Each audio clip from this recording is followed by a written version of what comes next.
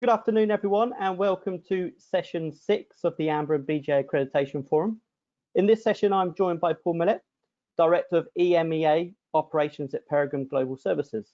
In a moment, I'll pass over to Paul, and he'll be presenting on online and hybrid instruction are here to stay. But before I do pass over, I'd just like to let everyone know that this session will include polls and a Q&A session at the end. So the polls will pop up on your screen for you to answer. And obviously, if you have any questions throughout the session, please type these in, and we hope to answer all of them at the end. Paul has kindly agreed that any unanswered questions, he'll accept them afterwards and get in touch with you via email. So without further ado, I'll now pass over to Paul to start his presentation. Great. Thanks, Paul. Thanks for the introduction. Good morning for some people who are participating in places where it's still morning. Good afternoon.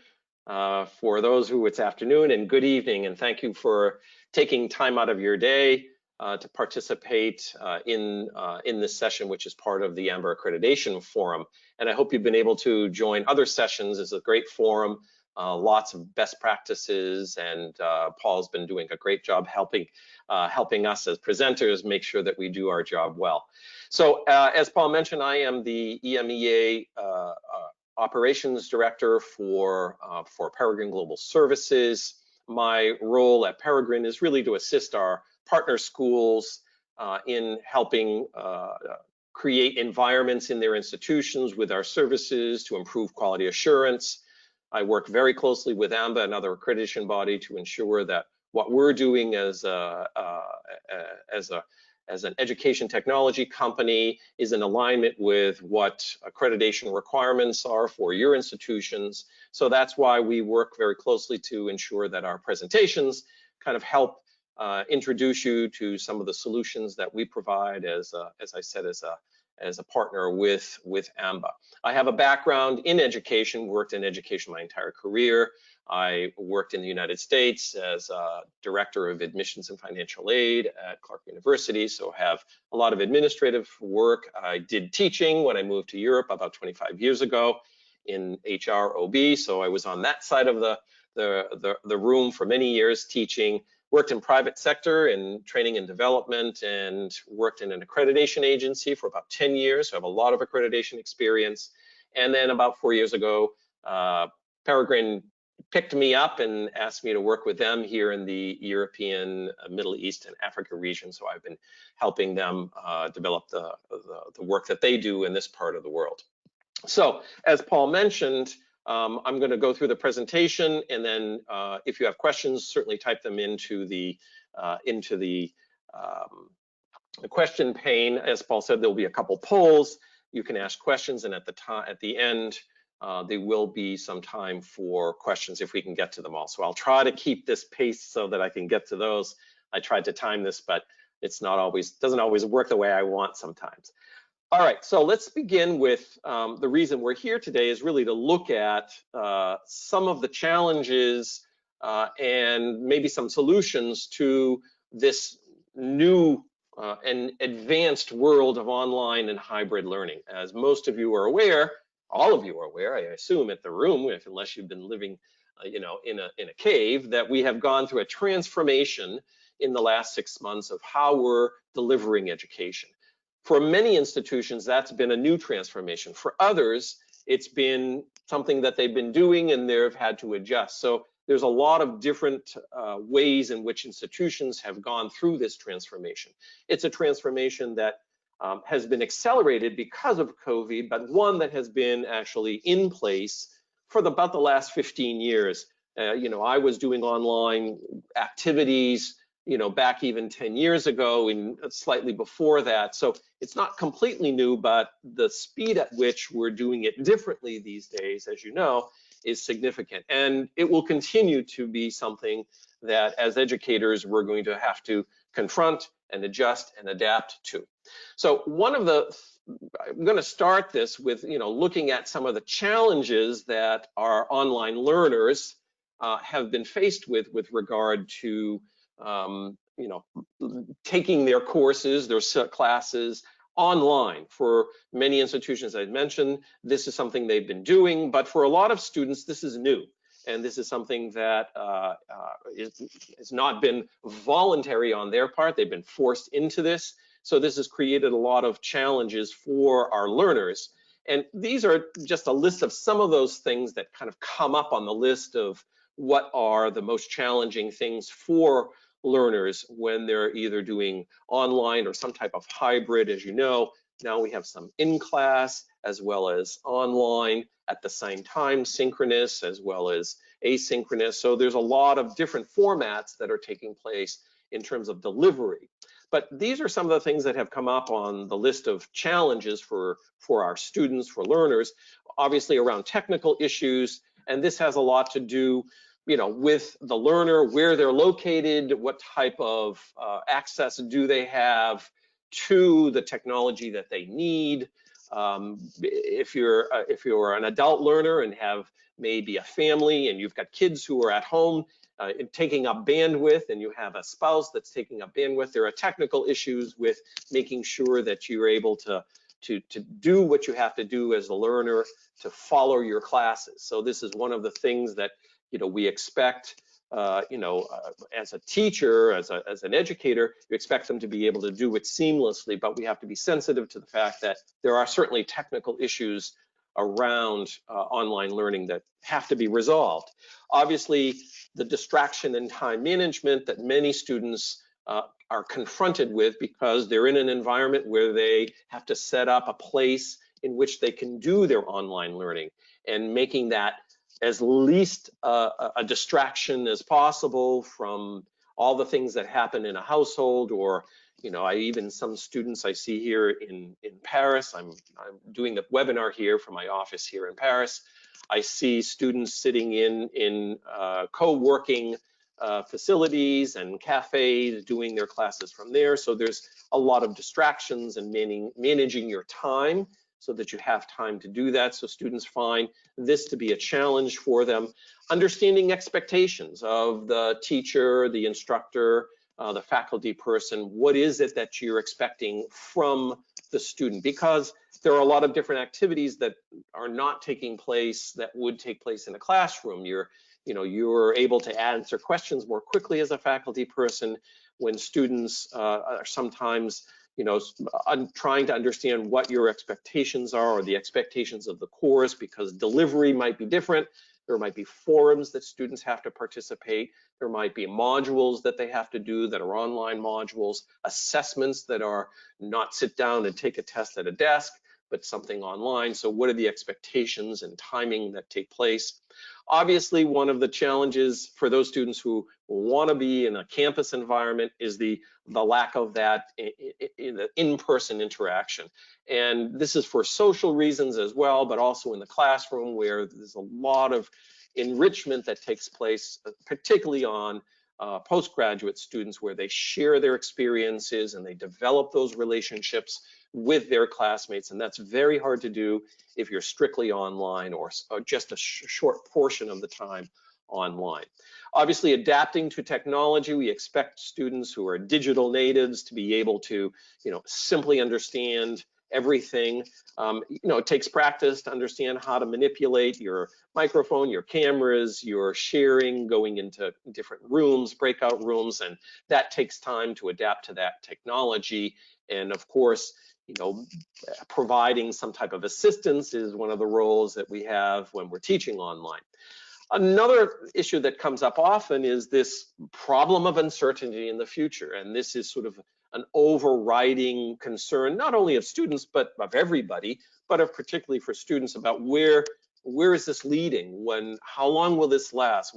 When will I be able to have a normal life, so to speak? And those years of studying are critical, and making sure that that's able to be leveraged as best as possible is an important thing for students studying in an academic program. So there's a lot of uncertainty about the future, which sort of underlines, sort of can be, compete with attention and engagement on the part of the students in the classroom. And then finally, staying motivated. It can be very difficult. I think we're getting better at finding ways to keep students engaged and motivated. In a classroom, there is the ability to sort of interact and get materials back and forth to students. But when it's online, keeping our students interested, engaged, and motivated, probably should put that at the top of the list, because this is one of the challenges that it seems to come up again and again. Now I'm going to ask my friend Paul. You've got two Pauls here, Paul M and Paul T. So I'm going to ask my friend Paul to bring up a poll, and I'd like to see what you think is the issues that your students are consider the most significant. So Paul brought up the poll. There are 5 different options to answer here. You'll notice that my question is, what's the most significant challenge? 1 around technology and adapting to that technology. Choose what you think is the most important. I wish I could do 1 through 5, but you have to pick only 1. What you consider, if it's distractions or time management issues that students are facing, expectations and lack of understanding those expectations, and this interaction of in-person classes that they might not have or don't have, and that as being a challenge for them. And then finally, the issue of staying motivated and or engaged. I kind of put those together. So Paul, I think you put the... Yep, so the poll's up. So we'll just give it a few more seconds for everyone to answer. So a lot of people answering. There's only a few people left to answer. Okay, so the results section. So we've had 31% say technical issues adapting to technology, 28% say distractions and time management, 10% say understanding expectations, 54% say lack of in-person interactions, and 46% say staying motivated and engaged. Yeah. So I think everybody in the room recognizes, or in participating, that we've got issues. We've got issues in all different areas, depending on your environment, where you are in the world, the way in which you deliver, how you've been able to convert. So some of the technical issues might come up higher. But as you see, the last 2 are the ones that, doesn't surprise me, come up as, this interaction that they're not getting and then engagement. And this is the challenge that it sort of always seems to come percolating at the top of feedback we get from students. Not that the others aren't important, and I would argue that we'll see, if I could do it in a ranking, you would see that some of the others would come up pretty close to the top as well. So not a lot of surprises there. This idea of getting students to feel as though they're engaged and interacting within a classroom is one of the most significant challenges. Now let's move to our teachers. And one of the things that happens with faculty members is they're challenged as well for a number of different areas. So here are some of the things that come up on the list of what challenges our teachers, instructors are facing. This creating a presence within teaching, which in a classroom you do that face-to-face, eye contact. Online, it's very challenging to create that presence, because you're either on a small screen, or you've got half of your class there, the other half is being filmed, or you're doing asynchronous and you're just taping it.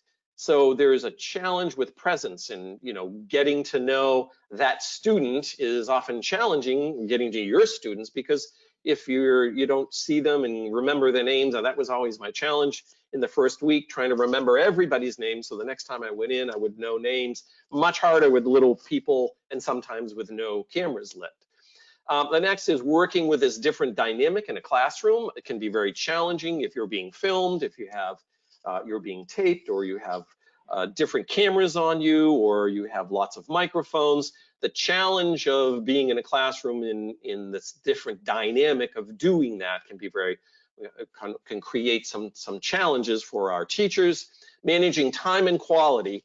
So I put these 2 together, even though they're both different, but we couldn't have a lot more questions. So managing time and managing quality, what's happening with what you're doing in the classroom, and you can sort of go over a little bit sometimes, where quality also is a challenge, making sure that what you're getting in terms of feedback from students, you can measure that whether the learning is taking place, so measuring the learning quality, so to speak.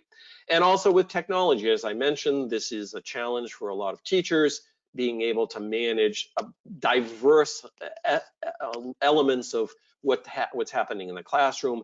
There's one thing to master your LMS system and uploading your PowerPoint presentations or assignments. It's another to run a dynamic classroom.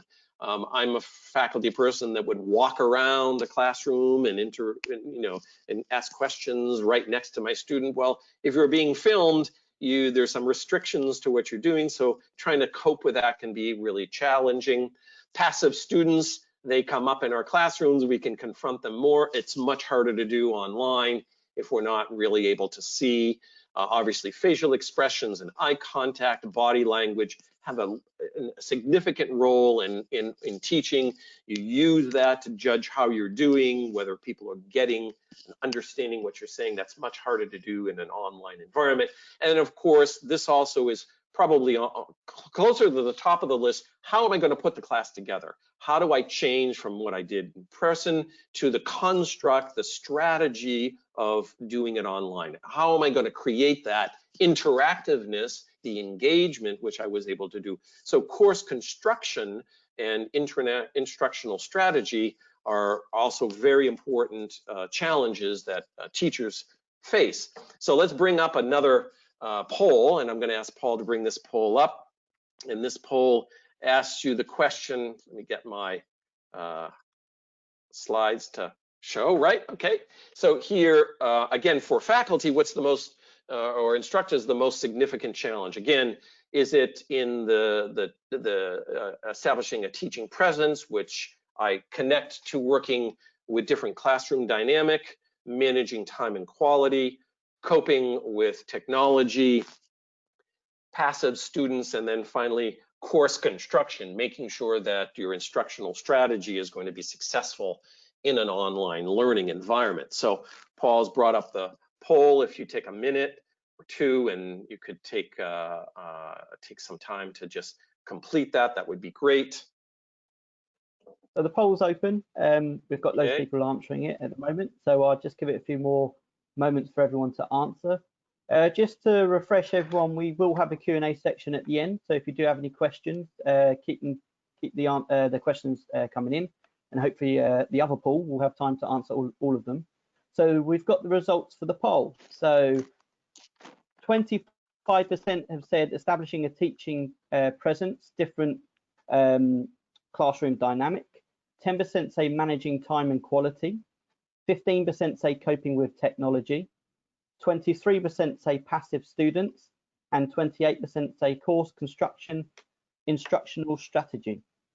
Okay, so again, we're a little bit more even here, but as you can see, those last two, passive students and instructional strategy, sort of are the ones that have the largest numbers. Establishing a presence is sort of linked to that, so that came up pretty high. Looks like our faculty are doing pretty well with time and quality and coping with technology, maybe because they're getting more used to it. But again, some people selected those as the most challenging. And again, it depends on your environment, how you've done it, if this is new, if this is current. But again, I want to see you it's kind of interesting to focus on those last two, because we're continuing to see this notion of engagement, instruction, how to get students involved in what we're doing in the classroom seems to be what's coming up more and more significant. So let's move on to my next slide. Get my pointer in the right direction. I wanted to cover a little bit about the challenge here when you move from online, when you move from in class to the online environment. And the thing to keep in mind is, I think many faculty have learned that I just can't take what I did in the classroom and then copy and paste it into a class online. These are two different worlds, so to speak. And one of the things that I did with many of our partners is work with them to help them identify what's the difference between doing it in person and online. And one of the things is the syllabi really for an institution, all the syllabi are going to provide, it's a different way of doing it. And here are some of the things to keep in mind for a syllabus in a class that is going to make it, more effective, and what needs to be included to help bridge that gap between in person and looking at it from an online perspective. Obviously, the syllabus needs to be much more detailed. It has to have contact information about faculty members and technical support, and that has to be detailed. URL links in there and links to hyperlinks in the online syllabus to these resources have to be put in, not just say go look for. You have to provide that to make it work. In the beginning, you have to create this environment to create a notion of a classroom, meaning words of welcome, class introductions where students introduce themselves. And many faculty members will in fact set up individual Skype or Zoom meetings with each student, so at least they get that initial relationship established with that faculty person, with that student. So it's important to make sure that there's this connection that happens very early on in the program. Those of you who have taught know that your first session with your students creates the atmosphere, the ambiance of your class for the entire semester. And those first few sessions are critical for creating as well online how you're going to run the rest of the semester. And these are the kinds of things that help introduce that. Structure of instructor availability. Unfortunately, online learning takes more time than in presence. Over time, economies of scale allow you to do it more quickly, but initially it takes more time. And you have to be more available than just the time you teach, and your teaching hours. Students are going to want to have more access to you. So it does mean more time available to those students. So you have to make sure that you allow that to be part of your syllabus. Obviously, the course site, your LMS system, has to work and be functioning so that you can be able to integrate what you're doing on your LMS system. Obviously, letting students know when you have live sessions or if it's asynchronous and tape sessions so that they're prepared, having obviously all your texts and your reading well prepared in advance so that students can access that again, usually through a URL or some type of hyperlink that you're putting in to your LMS system or on your syllabus.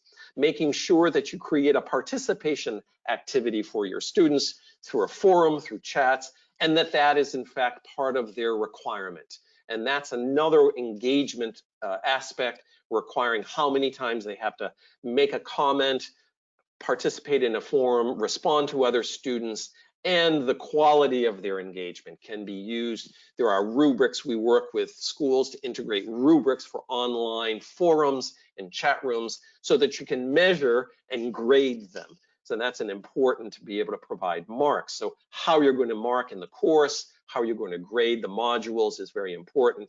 And then details on the topics and the assignments that keep students engaged. So this is part of what makes the syllabus, work for an online environment. As you can see, it's pretty different than what you would find in a traditional syllabus. There is a lot more detailed to provide students with what they need to become engaged. So I'm going to introduce you now to some of the results of our surveys and polls and what we've learned. It seems this engagement and students wanting that engagement and that presence, and faculty wanting that engagement and presence. So what do we do to help keep students engaged, help provide this content that can be used in an online and hybrid situation? Obviously, this is a vendor-sponsored session, so I'm going to introduce you to Peregrine's solution for this to help institutions, both the faculty members and administrators, look at how to fill some of the gaps for where they may not have that engagement they want. So we've developed what's called a set of competency-based modules over the years, and now we've actually spent the last 6 months really working with our subject area experts and have created a large number of modules that can be used for online or hybrid learning. And we call these leading edge learning modules. And these are, as I said, online, ready to use content that are written by subject area experts, faculty, for faculty. So they can be used in a classroom if faculty is finding that they're missing some type of engagement here. How do I engage them more in leadership or in marketing, or if I have a finance class, or if I want to develop career services or leadership skills, and I need something that's more interactive. So this provides that mix and match to fill the gaps. And really the notion is developing these workplace competencies. We provide them as solutions, and I'll give you some examples. I'm not going to go through this entire list, but we do provide some of the solutions that schools can look at. I'm just going to make sure that my timing is good here. I go till 5:30, so I have about another half hour. I want to make sure that I leave some time for some questions. So these are some of the what we call the solutions for engagement on online learning. The first, and this is, they're not in order of importance, that just I picked a few out here. One we call academic leveling, which can be used in a number of different ways, as if a faculty person is engaged with students in sort of their beginning of their program, and they find that there might be a lack of basic understanding, particularly in an MBA program. We're talking about AMBA, and management programs on the postgraduate level.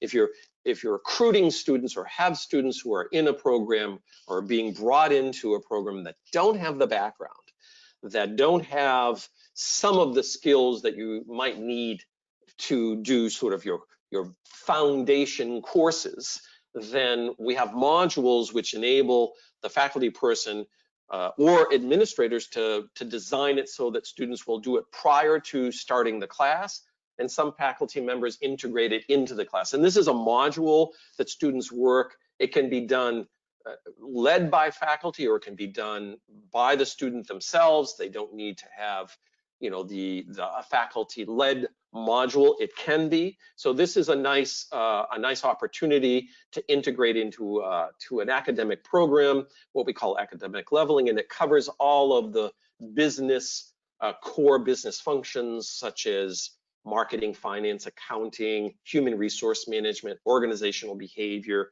leadership. So there's a whole range of modules that are used by institutions as sort of bringing students up to speed on their background materials. We also offer what's called a Write and Cite, which is an academic writing.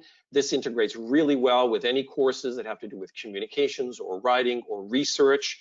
For schools that have requirements for thesis or dissertations, this fits in really well, and it's an interactive module which allows faculty to focus on content rather than form and style. It uses a very nice tool for making sure that students understand what plagiarism is, how to do bibliographies, how to cite the research that they're undertaking in their papers or presentations that they're making. So this is a really nice tool to sort of engage students and an interactive activities that they can be involved in, so that, and as I said, this can be faculty-led or it can be done individually by students. We offer a nice experiential learning simulation, which again is interactive. This can be spread over the entire module or course that you're teaching. Can be done, it's done individually by each student. It's not a team-based module simulation, it's an individual module. It's very challenging, and it's based on strategy. So this really is a nice tool that many schools find useful for building that experiential learning component that you want to have on an online course that sometimes you're able to do maybe a little bit better in person. We also have a number of modules that are related to career development and career management. So this can be an annex to some of what's happening. Administrators like to see their students managing and learning how to manage their careers. And these are some really nice modules that allow for the development of careers. We also offer, this is actually not a module, but an assessment tool for soft skills. And I did a presentation earlier in the week with my colleague, and we talked about eValue Skills, which is a workplace soft skills assessment. So if faculty or administrators want to look at how their students are doing with regards to soft skills and measure and develop those soft skills, these are really nice tool. This is a nice tool to help measure that soft skills development. And at the end, the student gets a nice plan of how they can improvement. The administrator gets a lot of information on where their student cohorts have strengths and weaknesses in order for the school to look at their program and see where they might mitigate those weaknesses and do things to enhance that. And again, this is all online, and I have a presentation separately on this, so I'd be happy to explain this in more detail because it's a very complete process by which you can assess student soft skills using 360-degree soft skill measurement, which many people who are listening are familiar with. We use it in industry, and we've developed this tool for higher education. Now, I'm going to move to what has inspired Peregrine to really work to develop these career readiness competencies, we call them, under the umbrella of what was created by NACE, the National Association of Colleges and Employers. It's a US-based organization that brings together both universities, colleges, and employers, and has come up with what we found as an organization, an ideal way to look at competencies. And I think when I go through this, you'll recognize that AMBA, in measuring student attributes in their learning outcomes, wants you to be engaged in these competencies, wants your students to have these attributes when they graduate from your management programs on the postgraduate level. So we call this, sort of the NACE career readiness competencies, and they're broken down into 8 categories. And as you can see, they're very much in both soft and hard skills. And I'm going to go through these to demonstrate how what we have done in our modules, the leading edge learning modules, we've kind of grouped them to respond to these competencies. So when you're looking to fill gaps in courses or fill gaps in an academic program, it's kind of nice to look at it in terms of how these how the modules fit into or are aligned with these competencies. So there's looking at it from a competency based, and then looking at it from what a particular faculty person might be needing for their course, or an academic program might be needing for their for the program itself. So if you look at this, as you see, that it's not a mystery that we're looking at what employers really want students to be capable of, what we want them to be able to do. So the modules that we've developed under these are those modules that we call sort of fit into your academic program. And I'm not going to go through all of these in detail, but I just wanted to show you that we've categorized them based on what we feel we meet with requirements to critical thinking and problem solving. So you can see all of the modules, and you'll see there are modules which are long and short, but really respond to the notion of improving critical thinking and problem solving. Oral and written communication skills. You'll notice that I previously talked about our Write and Cite, which is listed on here, 4 to 6 hour module, but we have a bunch of others. One I just wanted to point out, I don't know if anybody in the audience knows Roger Love. If you haven't, once we're done with our session, look him up on Google. He is a person who has trained many, many people on how to do public speaking and presentations, lots of famous stars in Hollywood as well as politicians, and we're working with Roger Love to help bring this into the educational environment because it's really adapted to helping improve students and their presentation skills. Obviously, teamwork and collaboration is high on the list on all schools, and these are some really nice modules which help interactively develop those skills. Digital technologies, we have a couple of modules on helping develop those skills, modules which address what an employer might expect. Leadership, we have a lot of leadership modules because Peregrine has a leadership institute where we do training and development in leadership. So we've developed a lot of modules in that area. So this is a nice, particularly for postgraduate students, a really nice way of looking at how you can fill maybe some of the gaps. They're covering, as I said, many different areas within leadership.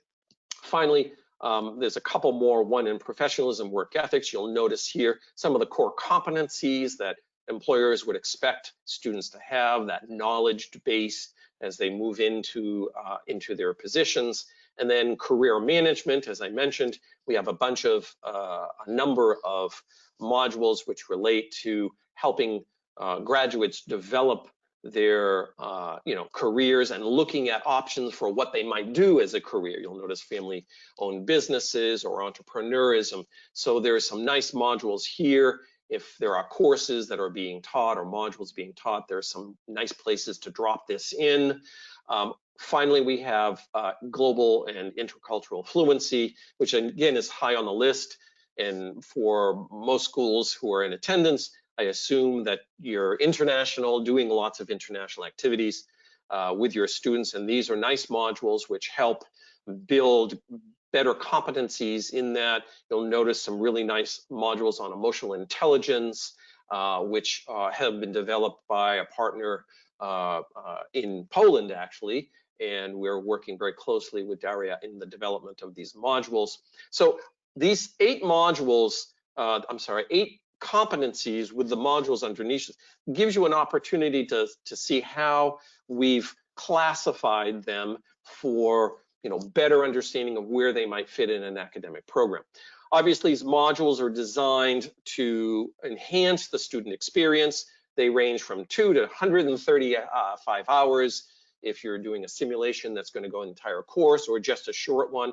Obviously, there's a lot of different media that's involved in each one of these modules in terms of how to incorporate it into the classroom. So they're not standard cookie cutter type modules. They're varied in the way they're developed and what they provide. So it's important to keep in mind that it's not every single module is exactly the same, using the same formatting.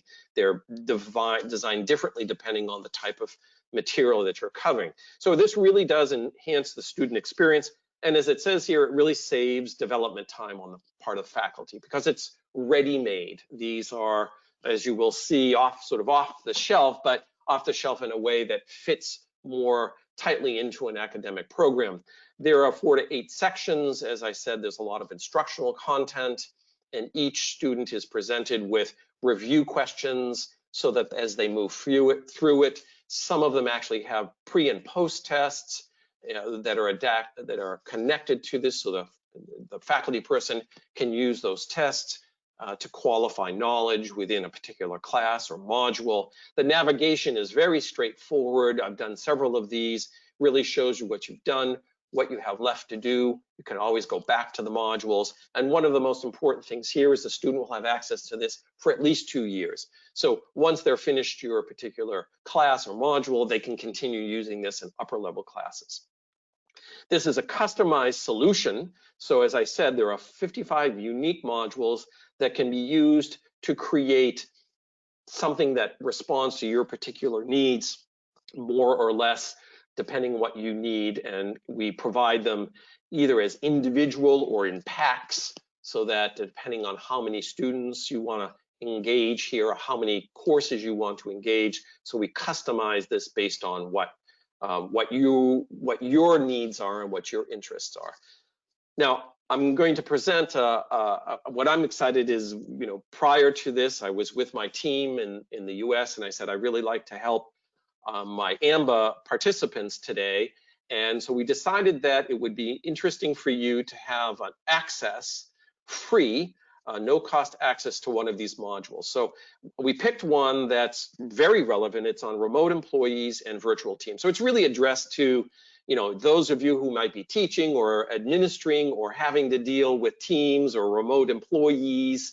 And this is a module that is on our learning management platform. So it's going to be similar to some of the other modules working through this this is a fun, I don't know if you call it fun, but I found it interesting. I did this, and this is a module that covers a lot of what we have listed, these learning outcomes, so that you can, the best tips and practices for better working in a team, for how to do your online work, not necessarily for a faculty member, but for someone who might be managing teams. But it's an interesting, and I downloaded a couple of Post-its and put them in a couple of places to make sure that I was doing what I'm supposed to do when doing online. And it's sort of COVID specific, so there are some COVID elements to this on returning back to the office, kind of things you need to keep aware of. So for the participants today in this session, we're offering this at no cost. I have up here my email address, and I also have the email address of Peregrine, the major address of Peregrine.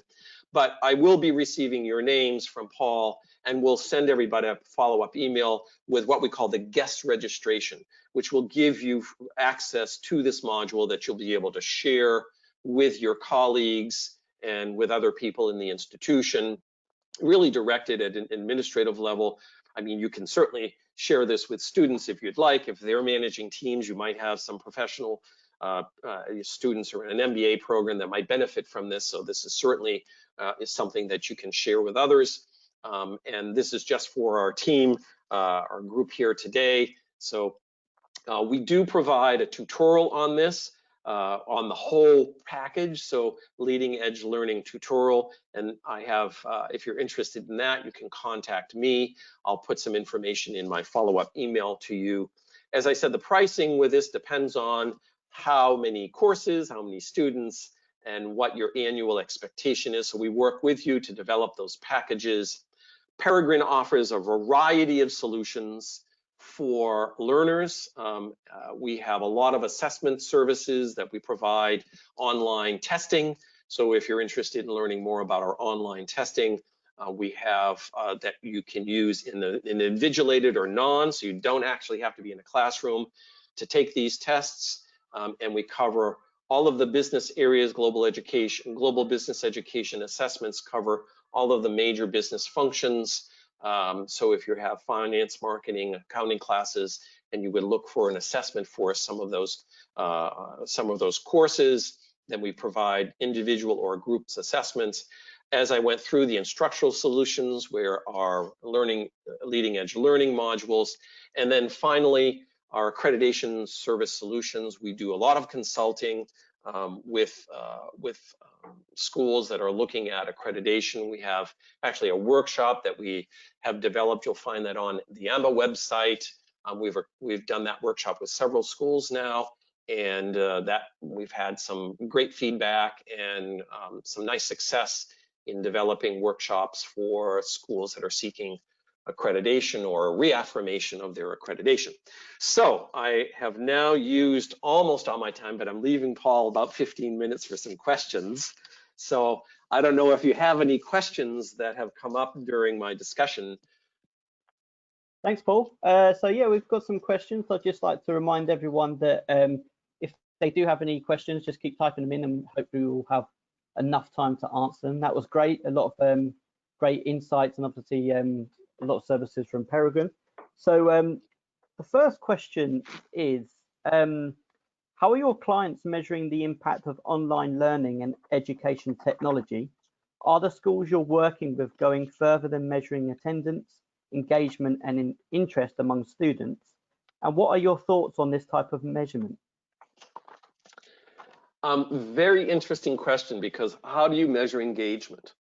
And I think that one of the things that, as a teacher and coming from the States to Europe, I was never used to having to do attendance in university level.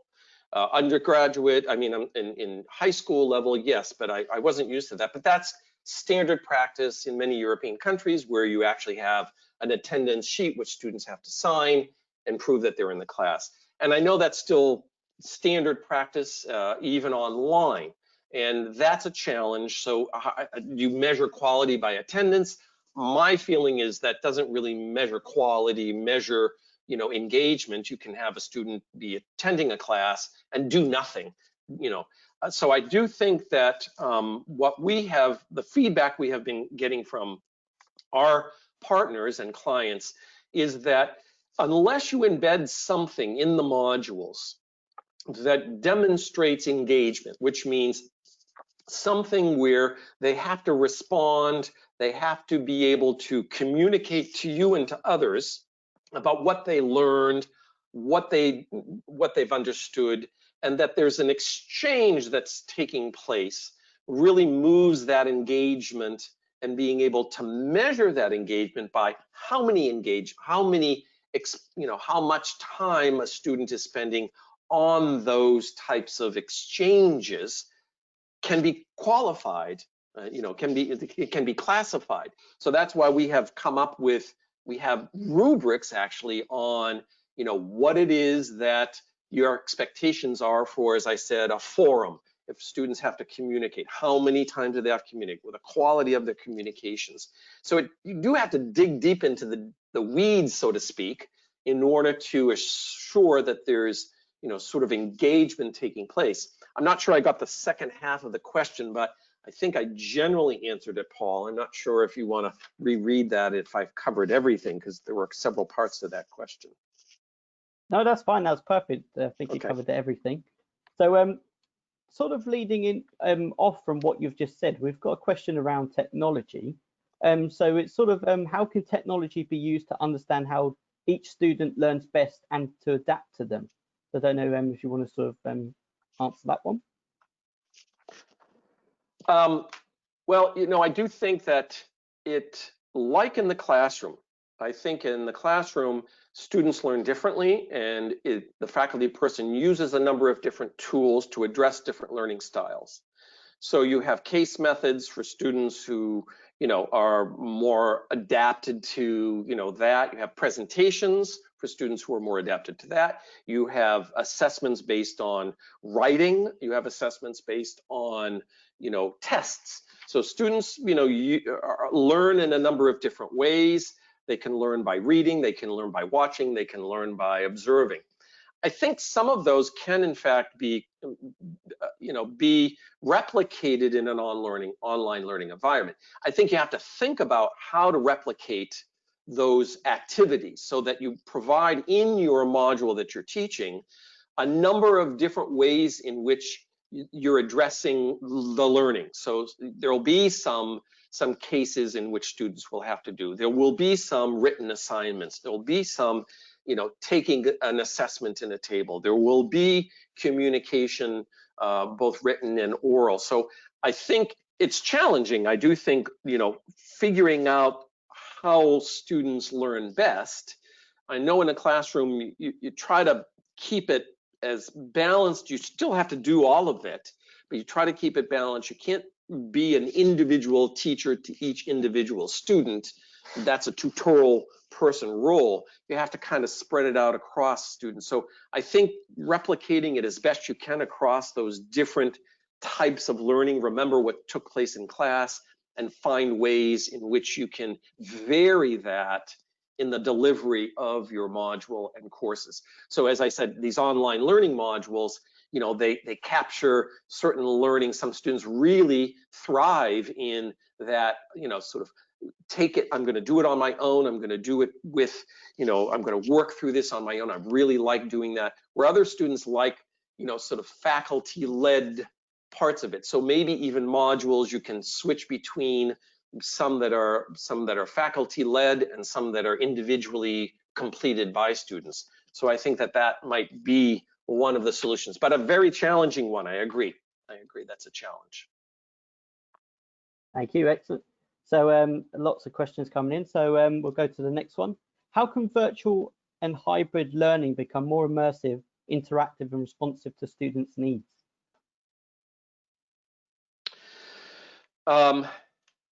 It will never replace live, unless we move into, you know, a hieroglyph, you know, it's some you know, 3D version of the world where I put on a headset and, you know, there's everybody in the room, and, you know, it will happen. I mean, it's happening. It's happening.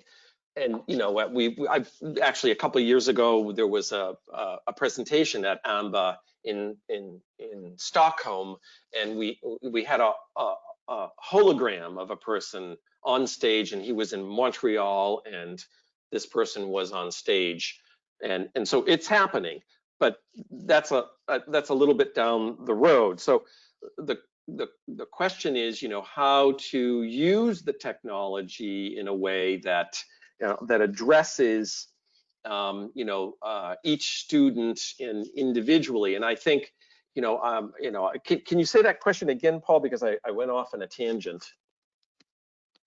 Of course I can. 1 second. So it's how can virtual hybrid learning become more immersive, interactive, and responsive to students' needs? So the question is immersive. You know, I went on a tangent there. So how can it become more immersive? And I think, again, it's finding places within your module in which there's that connection that you're providing with the individual student. So it may mean, establishing, in fact, small tutorial groups. And actually, I read an article about what Oxford's doing, and they've been successful where they've sort of taken the class and broken into smaller groups, and the faculty person is dealing with a much smaller contingent of students, many of them from the same group. So it's more time, it's more energy, but they're dealing with a smaller group. So imagine you have a group of 40 students on a screen, and you're trying to deal with all of them in an interactive way. If you break it down to 5, then the interaction becomes obviously much more significant. So I think if there's ways in which you can look at how to create sort of smaller groups, breakout rooms in your Zoom or your learning modules where you have breakout rooms and you're bringing students in so that you create that interactiveness rather than a screen with 45 students on it, something that you can optimize the technology, because a lot of the online platforms allow you to have these rooms, and you can walk into a room and interact with students, walk into another room, interact with students, get them to interact with others. So obviously research and get the tools that you could use to really break out rooms and use the technology to sort of help bridge that gap between what I would do normally and in person with the technology that I have available. I think eventually we'll see this explode, that the resources available to make that happen more will continue. And we're still in our infancy, so to speak, with this. We're still toddlers. We're not babies, we're toddlers. We're entering into the adolescent phase, but it's going to be a couple of years. Perfect, thank you. So another question. Full adoption of Education 4.0 would require a cultural shift in business schools in terms of teaching and course design. How can business school leaders manage this? I'm not sure I quite understand the way in which what we're doing today. You use the full adoption. I think it's unlikely that we're going to see full adoption of 4.0. I think it's going to be a gradual adoption in different parts of it that will enable institutions to address that. I don't think you're going to see this instantaneous, everything is going to be fully adopted in one fell swoop. I think you'll find gradual adoption of the technology that's required, the interactivity, the assessment aspect of it, the expectation of competency building and assessment, which is really key to moving that next phase of higher education. And I think so I don't really have an answer to your question. I'm not sure that I would know right now how to fully, this full adoption. I think it's going to be in bits and pieces as we move along. Thank you. So I think we've got time for one last question. So it's almost sort of looking to the future and stuff like that. So it's what would you like to see the budget? I'll start that again. How would you like to see the business education landscape evolve over the next 5 to 10 years? So it's almost getting your personal opinion as to what you would like to see. I